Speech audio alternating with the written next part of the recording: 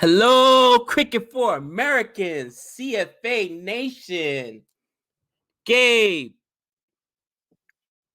Nick. And we are here today to review another cricket video. You guys know this channel's non-stop cricket action. All right. I tell you what, dude. I'm still horrible at the I still haven't won a game. I'm disgusted in myself, man. It's so hard. I can't believe you won a game, but it's so hard. The game is difficult. I can't believe I did either. I'm thinking what I need to do though is because when you try to play on the phone, it's a little different. I'm used to playing on the Xbox, you know what I mean, or the PlayStation. So I might have to break down and download it because I need it. That's the reason. You know what I mean? I'm gonna make an excuse for myself. Okay, that's the reason. But I might actually do that, bro, because I'm like, this is embarrassing, man. Oh, it's so hard, bro. It's so hard. And then, you know, my first couple times playing, I kept like throwing it wide because I don't want to be around him and throwing it. And then every time I'm trying to not go for the wickets, man, dude, the one dude knocked like 3 6s on me, and it's a computer. He just, I'm like, what's going on here? I was so mad. It's ridiculous. It's I haven't played it for a few days because I just kept getting worse and worse. I mean, once I won, I started feeling good about myself. I played again. I barely lost. I'm like, I got this down. And then it just got harder and harder and harder. And I'm still like on the easier level. It's just, obviously we need today's video. We are looking at the science of sport, cricket. We did the first part of this 6-part series on Boring Review. So go ahead and check out that reaction. We're going to do the second part today on Cricket for Americans, 2nd out of 6.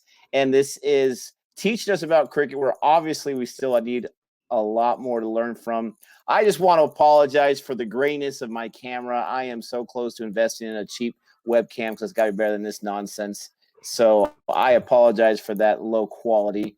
It's not what you're used to. But let's go ahead and not waste any time. If you are new to there we go. If you are new to Cricket for Americans, then go ahead and subscribe and like this video and ignore the little slip up that I had. We do have another channel called Boring Reviews. You can check out that channel as well. But Gabe, are you ready for part 2? Yes, sir. Tell me how to improve my cricket game. Let's do this. Hopefully it helps. Let's do this in 3, 2, 1. Fast bowlers have to have something special. Okay, let's change it over. A big heart and an ability to go through the pain barrier, and obviously some genetics in there as well, and a very good work ethic to be a fast bowler that stays on the track for a long period of time. A fast bowler's heart rate can reach almost 190 beats per minute. The legs, baby, that's where it starts. 21.6 kilometers, 13.5 miles per hour for long periods of time. The legs feed the wolf. He's got to be quick, he's got to be agile, he's got to be flexible. So those sort of things are what you need in a fast bowler. And he needs to be able to sustain a pretty heavy impact. I mean, there's a lot of weight going down through as he jumps up and lands on the ground. So he needs to have a good strength base as well. It's an unnatural skill, and it puts abnormal demands on the body. Here at the Australian Institute of Sport, biomechanist Mark Portis works with the sporting elite. Biomechanics is the study of human movement. Mark uses this new technique to analyse fast bowling. We've used a classification criteria in research just because it helps us determine what are the major problems for back injuries in particular and trunk injuries in fast bowlers. There are 2 main types of fast bowling. Choose the wrong one and you risk serious injury. This is a side-on technique, where the hips and shoulders are parallel to the line of flight of the ball. Then there's the front-on technique, where the bowler faces the batsman. It was used by the great West Indian bowler Courtney Walsh to terrorise batsmen for 17 years. Where our problems are caused is predominantly a variation of the front-on technique, and that's where bowlers don't maintain their front-on position through the whole delivery stride. And you can see here, this bowler here at back foot contact, the bowler is in a front-on position, i.e. chest is facing towards the batter, and so are the hips. But in between back foot contact and front foot contact, these shoulders have counter-rotated. They've moved to a more side-on position. So you can see here, shoulders very front-on, here shoulders very side-on. And at this stage, the hips are tending to start to rotate towards the batter anyway. So you can see there's a twisting mechanism happening. The hips are going one way, shoulders are going the other way. To see how fast bowling can go wrong, Mark and a colleague cover a bowler with sensors which high-speed infrared cameras pick up. This is Jason Gulbin, an academic at the AIS who likes a game of cricket. Likes a game. My question is, how don't those things Mark fall off? then uses computer software to create a digital Right? model That's what I was showing thinking. Jason's bowling action. Jason came in and tried hard for us, but news isn't all good for Jason. He's what we call a side-on mixed technique. So he starts in the lower body side-on, but his upper body is front-on, but then it counter-rotates. And just to show you here, there's Jason's back foot contact, and you can see in his lower body, his pelvis there is quite side-on to us, whereas he's quite front-on in the shoulders. One saving grace Jason may have is that because he's starting in a side-on position with his lower body, we seem to suspect that they don't seem to have You know as what's much crazy? Look at torsion that in their computer, bro. It lumbar looks like a spine Commodore than the ones that are 64. starting front-on in lower and I was other thinking the words, same thing, man. I This mean, look at video that is power. lucky. super old, or their technology At is its super best, old. fast That just tells you how bowling much is so further they energy probably demanding. It's an already old come. video. It can destroy the body. They've probably come a lot Yeah, further. no, I think Australian it's star five- Brett Lee is a very fast bowler. This is at least 15, But 20 5 years years old. ago, It's when gotta he was be. only 20, his career seemed over. He broke Yeah, his back. 5 years ago when he was only 20. That's my boy. Oh, wow. I think the reason why I probably got a sore back was Yeah. the counter rotation. I mean, I'm no Really? physiotherapist, but I thought that I had like a mixed action, and that comes down to my bottom half was front on, my top half was side on, so I had all that counter rotation moving, and yeah, just that sort of wear and tear broke my back basically. Brett turned to Mark for some scientific advice. Mark discovered that Brett had a contorted side-on technique. His hips faced forwards, but he turned his shoulders, twisting his spine. A comparison with fellow Australian fast bowler Glenn McGrath showed just what a strain he was putting on his body. Interesting. Glenn is a lot taller, but the two men's stride lengths are very similar. Brett keeps his legs straight. On impact, over 5 times his body weight goes through his knee joint. Glenn bends his knee to lessen this A shock. lot of force on that Oh, yeah. front leg. we think you don't transfer as much of the energy into ball release, and you lose ball release speed by flexing your front leg. So there's a bit of a trade-off. You're probably saving your back a little bit and absorbing more shock in your limbs, your lower limbs, than your lower Then back. you need knee surgery. But you're probably not getting as much ball speed as you would, because you don't get that lever and that Yeah, whip effect, which is seriously. definitely what Brett gets. Brett's bowling is explosive, but he needed help from science to channel his power. Mark's advice helped Brett change to front on. He's also been on a rigorous training There you regime. go. To get that rehab going again, I did heaps of swimming, heaps of stretching. I found that once I took the pressure off my hamstrings, it's taken heaps of pressure off my lower back, and it starts to feel a lot better. Brett is now back to his best, bowling up to 156 kilometers, that's almost 100 miles an hour. Jeez. My man throws dust. Not every bowler has watch or out, wants Piers this Morgan. speed, but other bowlers use I more love that subtle video, arts. by the way. As well as fast bowling, there is Oh, yeah. swing and spin. Swing is a strange phenomenon. The ball mysteriously arcs in midair. This is Australian Nathan Bracken, swing bowler for the New South Wales Blues, playing against the Wow, that was Queensland Bulls. disgusting. Watch, as he bowls see to that, his bro? right, the ball swings to the left, in towards the batsman. Yes. Alex Tudor is a Bro, swing bowler with the it's English almost Academy. like Tom He's Glavine come to or, Australia to you know, fulfill Greg his Maddux dream of pitching, being you know a what I mean? Where permanent the ball fixture on starts the one English way and it's team. the other way. I've always wanted to play for England, and I've been lucky enough And you're just like, where how's that it's happened to possible? me at an early age. I've been playing now for 7 years, and Baseball gloves. my aim now here Baseball is to gloves. get fit and to get myself back in England side, which I know will happen once my injuries are sorted out, and that's really what drives me on on in cricket. Alex explains how to swing. What I generally do, and my team tries to do, what we're trying to do is shine one side of the ball, polish it. You may see cricketers on the TV, you know, get a bit of that's an saliva, illegal substance right put there. it all You over can't do that. on one side of the ball, and you can generally sometimes see when they're playing a cricket match that one, you know, their pants are very, very red, and people always, you know, ladies sometimes always ask why they're always polishing. What they do is trying to make the side very shiny. Generally, you sort of tilt the seam towards first slip, and you keep your wrist generally quite locked behind, keeping your thumb, as hopefully you can see here on the side down the seam. And what it does, it tendency. All right. Oh, that just ends in such a random spot. I know, right? What? I want to watch the rest of that. Why do they choose to end it right there? Our viewers are going to be ticked. We will get to part 3 soon enough, we promise. But that was really interesting. That was definitely more interesting than part 1, because this one gave us more specifics on a certain part, not so much the overall history of cricket. And it focused on bowling, which we've had quite a few videos on.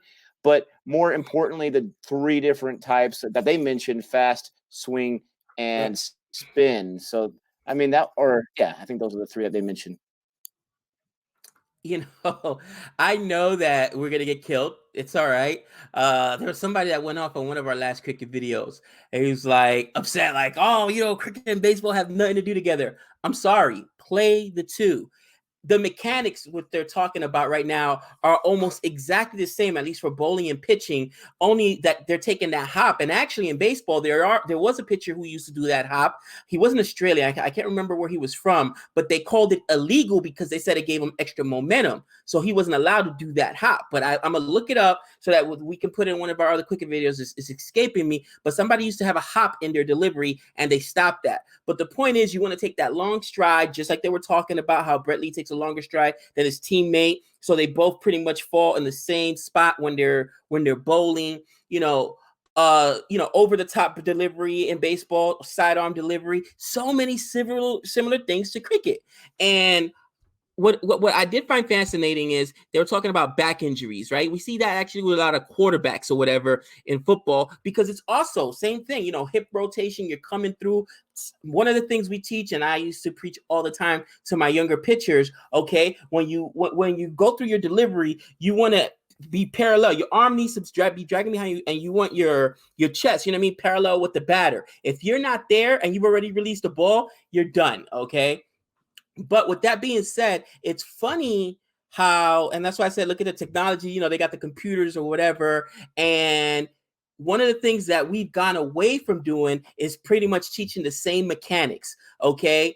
Because you want clean mechanics, you want quiet mechanics, you want to be comfortable when you're pitching, and I'm talking about. But what you don't want to do is try to do the same thing that somebody who's 6'2" when I'm 5'8". You know what I'm saying? The mechanics are going to be different. You have to be do what's comfortable for your body, if that makes sense. You know what I'm saying? So I'm not sure if that kind of train of thought has changed, or if Australia basically tells all their bowlers, no, this is how you do it. These are the mechanics.